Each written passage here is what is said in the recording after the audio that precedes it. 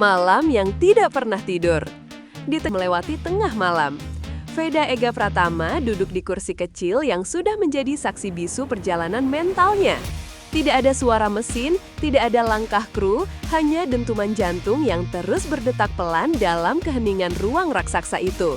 Di depannya berdiri motor Honda NSF 250RW, mesin yang kelak membawa atau menjatuhkannya di panggung Moto3 dunia. Veda tidak menyentuhnya, ia hanya memandangi motor itu seolah sedang berbicara tanpa suara.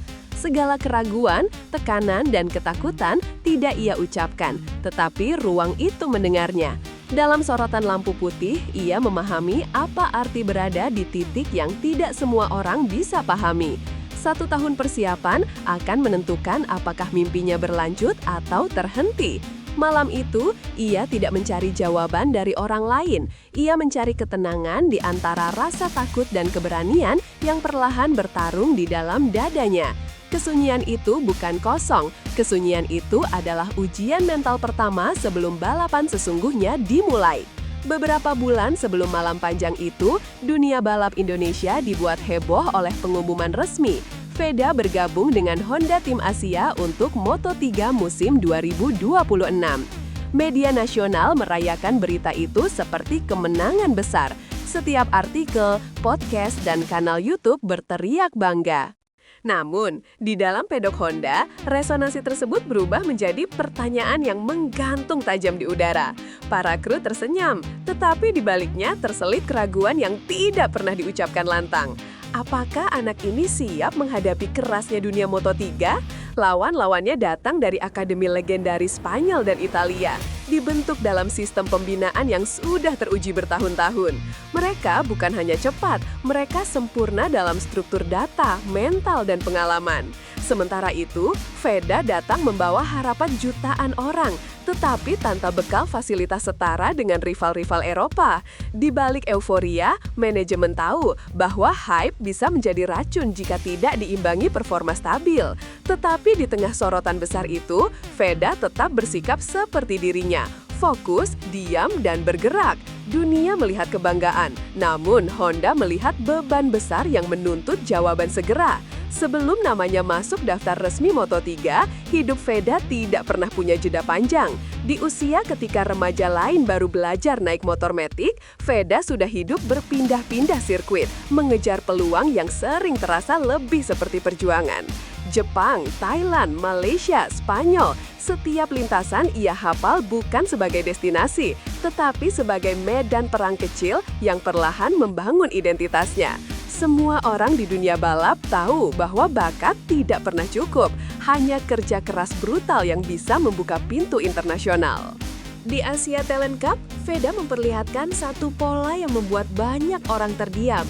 Ia konsisten berada di batas, tidak peduli tekanan, tidak peduli lawannya lebih senior atau lebih lengkap fasilitasnya. Setiap tahun, standar global naik, tetapi Veda tidak sedikit pun terlihat gentar. Ia bukan pembalap yang mengeluh saat data tidak sesuai, saat motor tidak ideal, atau ketika harus berduel dengan rider Jepang yang terkenal dingin dan presisi. Justru disitulah ketangguhannya terbentuk. Di setiap tikungan sempit, tempat ia terpaksa memilih antara menyerah atau mencatat waktu lebih cepat. Ketika pembalap muda lain fokus memperhalus racing line atau mencari akselerasi terbaik, Veda malah tertarik pada sesuatu yang lebih berbahaya. Titik pengereman. Late braking baginya bukan gaya, itu adalah bahasa. Titik kecil yang menentukan antara kejayaan dan kecelakaan. Ia menghabiskan waktu berjam-jam mempelajari telemetri, bertanya soal suhu ban, tekanan udara, hingga referensi pengereman pembalap elit Red Bull Rookies. Kru Honda sempat mengira ia hanya ingin tampil profesional, tetapi setelah berkali-kali meminta simulasi ulang, meski semua rider sudah pulang, mereka mulai menyadari sesuatu. Veda bukan sedang bersiap debut, ia sedang membangun senjata rahasia. Obsesi ini bukan obsesif tanpa arah, ini disiplin yang lahir dari rasa lapar. Namun disiplin yang terlalu tajam selalu punya sisi gelap. Para teknisi mulai resah setiap kali ia masuk tikungan terlalu dalam. Terkadang ban depan kehilangan grip sekejap. Terkadang motor bergoyang keras. Tetapi Veda selalu menahan, mencatat, mengulang. Late braking bukan teknik untuknya, itu adalah peperangan melawan batas. Pada suatu sesi latihan yang sekarang menjadi cerita legendaris di dalam garasi Honda, Veda menekan terlalu dalam. Sudut remnya, titik masuknya, semuanya berada di zona merah. Rekaman onboard yang diputar ulang keesokan harinya membuat semua orang diam. Bukan karena ia hampir jatuh, tetapi karena bagaimana ia mengendalikan motor saat hampir melewati batas. Tidak ada kepanikan, tidak ada gestur ragu.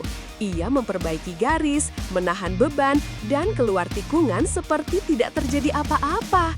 Anak ini lain, bisik seorang mekanik senior. Perkataan itu bukan pujian berlebihan, itu pengakuan. Namun, di balik kekaguman itu muncul ketakutan sunyi. Apakah ia terlalu mendorong dirinya? Apakah mentalnya akan cukup kuat untuk puncak tekanan Honda? Manajemen mulai memantau lebih dekat, memastikan bahwa obsesi itu tidak berubah menjadi bumerang.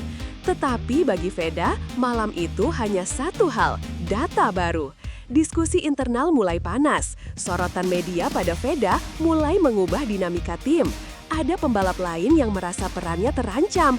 Ada sponsor yang diam-diam meminta perhatian lebih pada rider Indonesia karena pasar besar menunggu.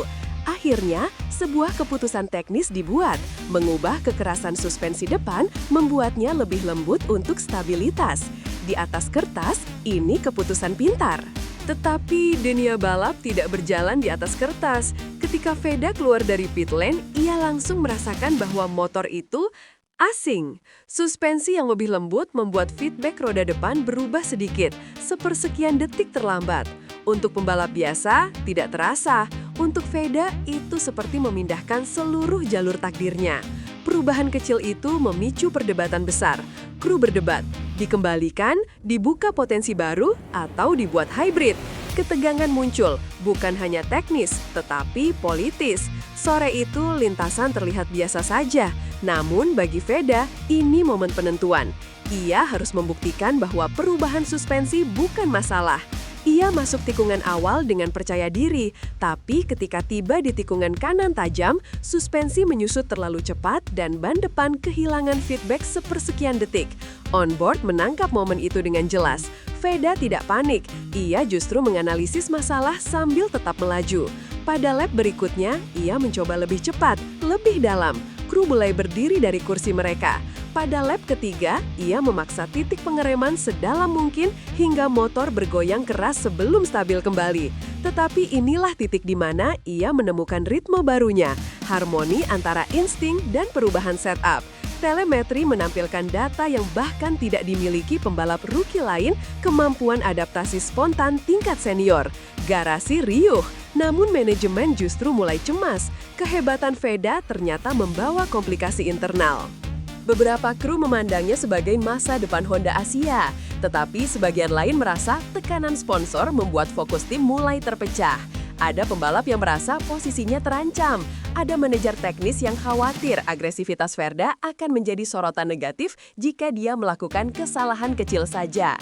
Moto3 bukan hanya balap, ini panggung politik yang rumit. Setiap keputusan teknis bisa berbuntut panjang, setiap komentar publik bisa menekan manajemen. Dan di tengah semua itu, ada seorang anak Indonesia yang hanya ingin balapan, tetapi kini harus menghadapi dinamika internal yang jauh lebih sulit daripada sekadar tikungan tajam.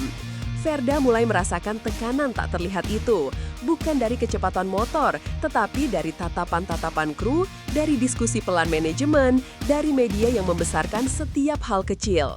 Suatu malam, Veda kembali ke hangar sendirian. Ia duduk di atas peti penyimpanan ban, menatap motor yang diam dalam kegelapan.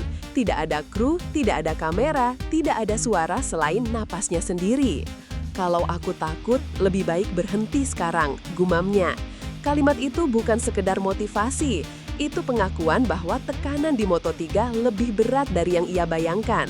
Sementara itu, di sisi lain gedung, manajemen mengadakan rapat tertutup, membahas masa depan, membahas strategi, membahas apakah gaya agresif Veda harus dibiarkan berkembang atau mulai dikontrol demi menghindari risiko tinggi. Setelah rapat itu berakhir, satu hal jelas, badai besar sedang datang. Dan badai itu bukan berasal dari lintasan, melainkan dari dalam timnya sendiri. Musim 2026 semakin dekat, lintasan dibersihkan, data dianalisis, setup dimaksimalkan. Tetapi pertanyaan besar belum dijawab, apakah teknik late braking yang menjadi senjata andalan Veda akan membawa kemenangan atau justru celaka? Dari Jepang, analis Moto3 mulai membahas agresivitas ekstrimnya. Dari Spanyol, media membandingkannya dengan talenta muda Eropa. Dari Indonesia, ekspektasi semakin membumbung, berubah menjadi tekanan yang tak mungkin dihindari. Pada suatu sore, Veda berdiri sendirian di pit lane, menatap lurus ke lintasan masa depannya. Debut hanya datang sekali, dan tikungan pertama Moto3 akan menentukan apakah ia menjadi legenda atau nama yang hilang dari sejarah. Dunia tidak siap melihat apa yang terjadi setelahnya.